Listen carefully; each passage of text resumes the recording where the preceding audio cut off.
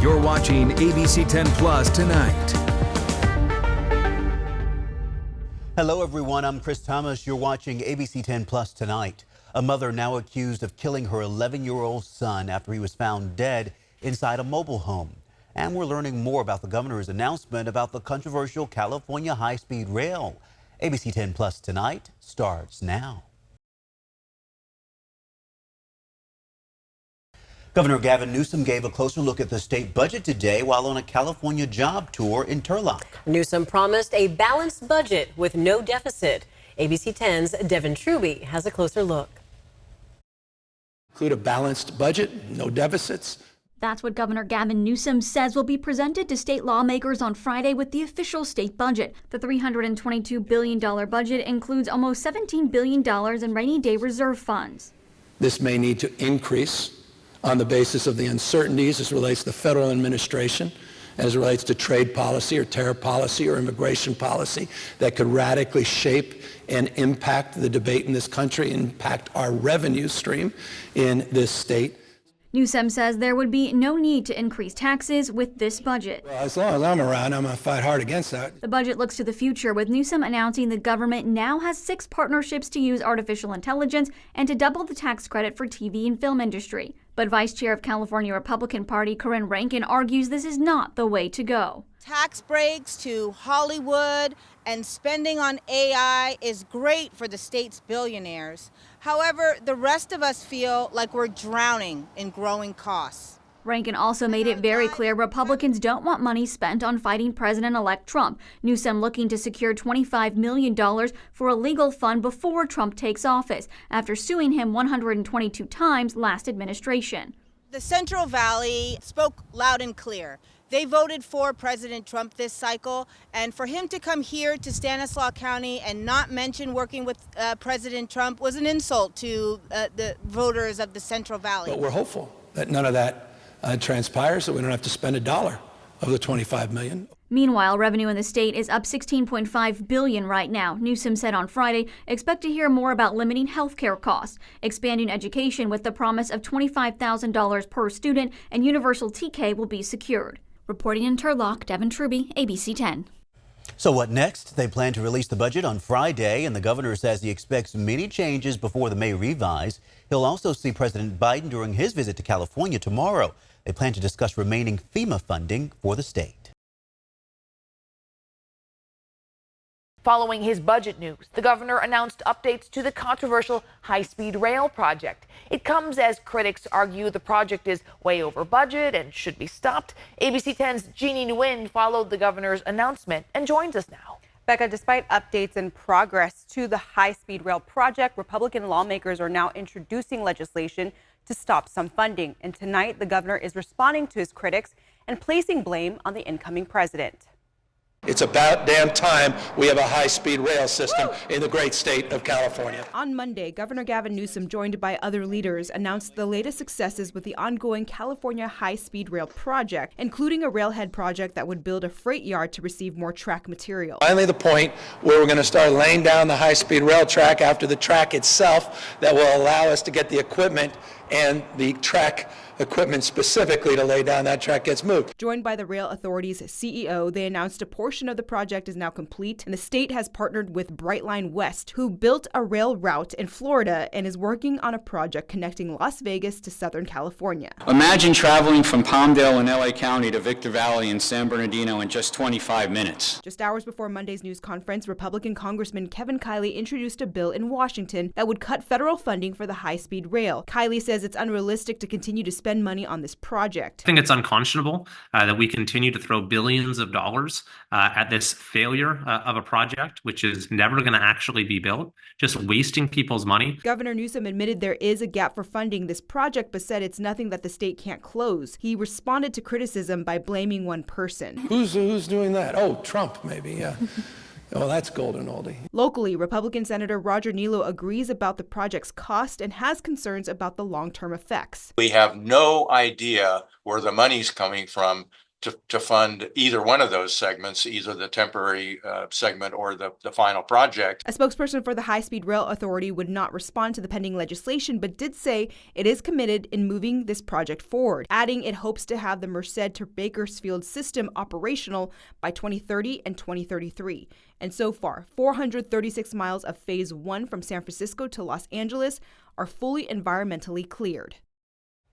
The High-Speed Rail Authority says more than $11 billion has been invested in this project, resulting in more than $14 billion in economic benefits to the Central Valley, adding that this project has created more than 14,000 jobs and 875 small businesses are working on this project. Becca. Hello, everyone. A lot to cover on this busy Monday. I'm Chris Thomas. I'm Laura Painter. Thank you so much for joining us. First at 5, we are learning new details after an 11-year-old boy was found dead inside a mobile home at an RV park in Meridian. And here's the deal. His mother is now accused of killing him. ABC 10's Roxanne Elias is live at the Sutter County Jail and talk about a disturbing case, Roxanne. It is, Chris. I think it's one that's hit everyone in this community. This morning, the Sutter County Sheriff's Office confirming the woman arrested yesterday is indeed the mother of that young boy. She now sits here at the Sutter County Jail facing related charges to homicide and child endangerment. The quiet community of Lovey's Landing RV Park in Meridian is left shattered after an 11-year-old boy was found dead inside a mobile trailer Sunday morning. The fire department had located the child deceased inside the trailer, and it appeared as though the child had been deceased for several days. During the investigation, there was evidence to suggest that the child had been smothered. The Sutter County Sheriff's Office says the park's manager made the call Sunday around 10 a.m., reporting a verbal dispute between two residents. When deputies got there, they spoke with the mother of the boy, identified as 44-year-old Megan Dixon. Witnesses described her as having some type of drug-induced or manic episode. They say a resident had approached her to check on her son. On Sunday, a resident shared this with ABC10. My boys were friends with him. Sweet little boy. Sweetest little boy. Just absolutely loving. Hugging with the boys all the time. The child was homeschooled. We're told that he might have been a high-functioning autistic child. That was based on reports from some of the neighbors in the area. They did say that he would come out and routinely play in the trailer park. One of the issues was they hadn't seen him in several days. Sheriff Brandon Barnes says he lived here with his mother and stepfather, who was out of town and is not a person of interest. 3 dogs were also found dead on the property. Dixon was taken into custody at the scene and booked into the Sutter County Jail. The sheriff's office says she has no real criminal history other than a theft charge from about 20 years ago. Now accused of killing her son, she faces charges related to child endangerment and homicide. The boy's name has yet to be released, but Sheriff Barnes says the tragedy has hit the community hard. It's heart-wrenching. It really is. And if you're not equipped to deal with those stuffs both emotionally and physically, sometimes it can have a negative impact on you. So we go to great lengths at the Sheriff's Department to make sure that we're taking care of our staff. Dixon is being held here on a $1 million bail. Depending on the outcome of the investigation, there may be more charges added. Dixon is expected to make her first court appearance on Wednesday. I'm live in Sutter County. Roxanne Elias, ABC 10. Okay, keep us posted as you learn more. Roxanne, thank you. Let's talk weather now and those snowy conditions back east. Look at this. This is Cincinnati, Ohio. Apparently, it's easier to get around on skis. 12 states from northern Alabama to southern New Jersey are on alert as a major winter storm brings record snowfall. And as we bring in Monica, I have to say, I just talked to my folks back in Alabama, and they were saying they got some snow today and are expecting more.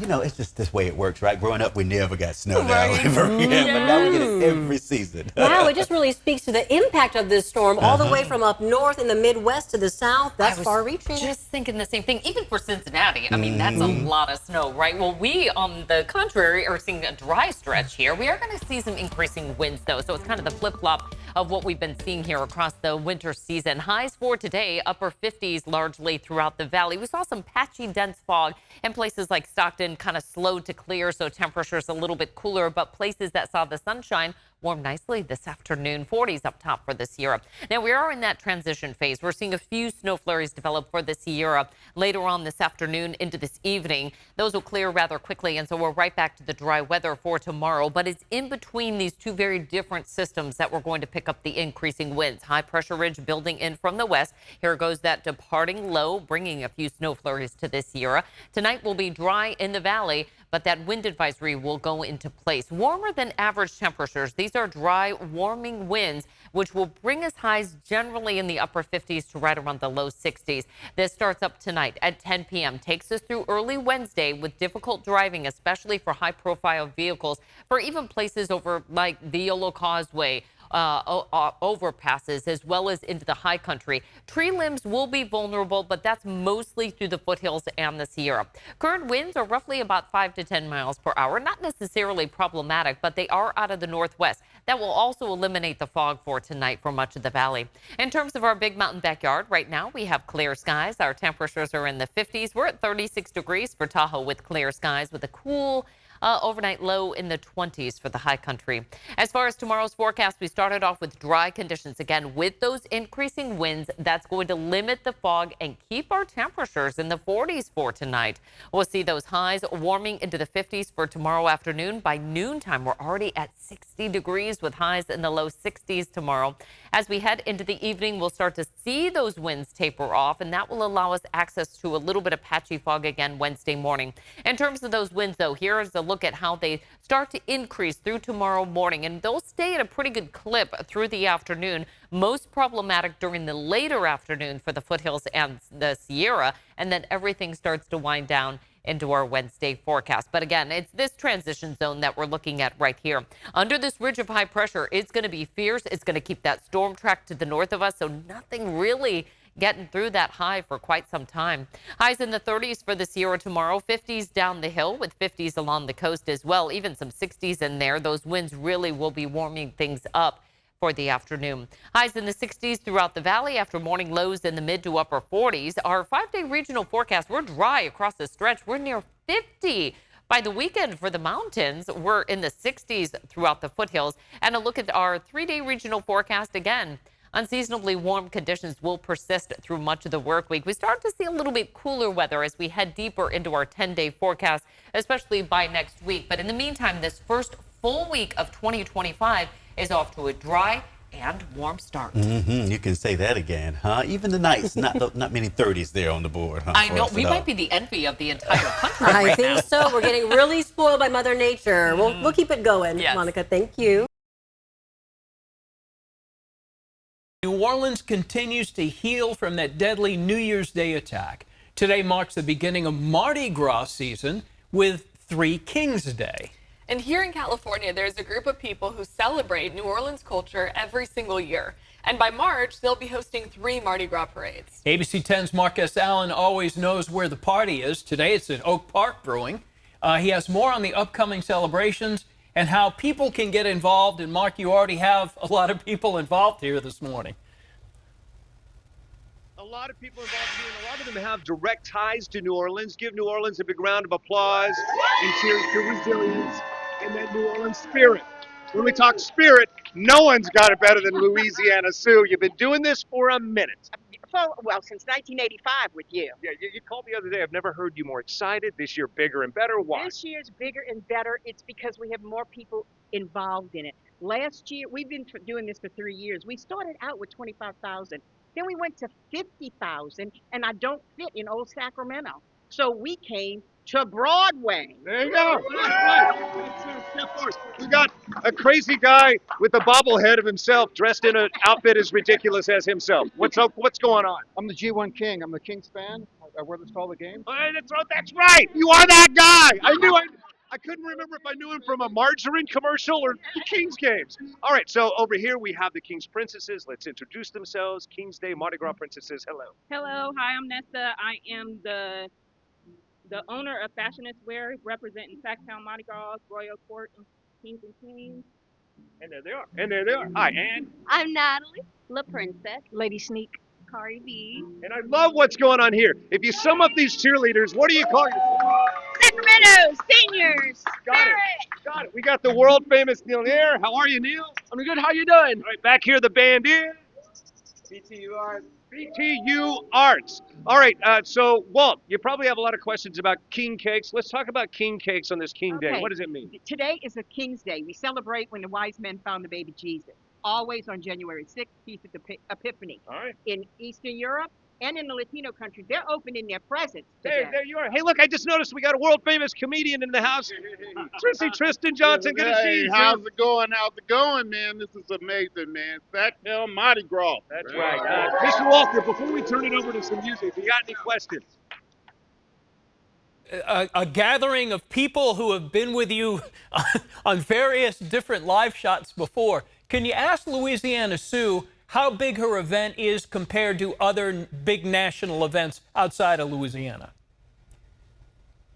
Yeah, how do we stack up outside of Louisiana, non-Louisiana, how do we stack up? We're Mardi Gras West Coast, baby. That's what we're talking about. There's an answer to the question. Let's hit it. Mr. Walker, we end with the mass celebration and back to you. I've seen Marcus Allen live shots for a lot of years.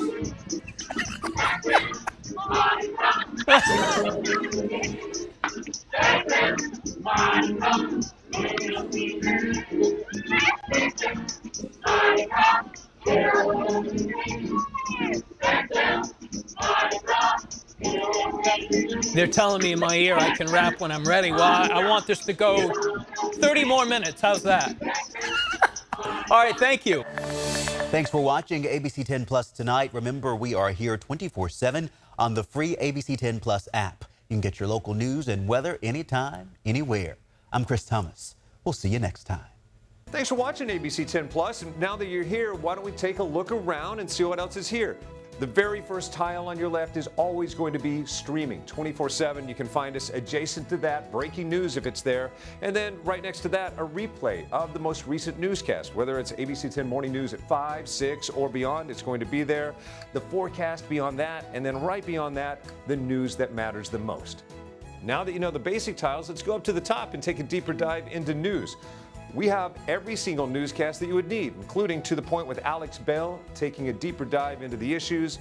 Beyond that, ABC 10 Morning News at 5 and 6 and 11, the evening shows as well. Below that, you can watch the top stories from To the Point. Under that, Dollars and Cents, where you can learn how to navigate this challenging economy.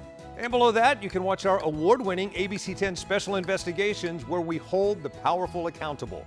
Going into weather, look, it's the 10-day forecast, getting you ready for the weekend and beyond. Beyond that, sports. I know you care about the Sacramento Kings. We have the most comprehensive guide to anything, everything Kings in the locker room and on the court. We have it. Below that, I know you care about the San Francisco 49ers. We can't mention Bay Sports without talking about the Oakland A's. We have that too. What's super exciting, I know you care about high school sports. You'll never find a more comprehensive guide and team dedicated to high school sports. Backing out again, come up to the top and join me on Verify. I'm super excited about this.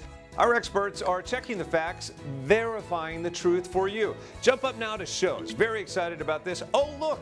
It's Take a Look. This is my show. I love movies, and if you love movies or streaming shows, whether it's on screens this big, or this big, it's Take a Look.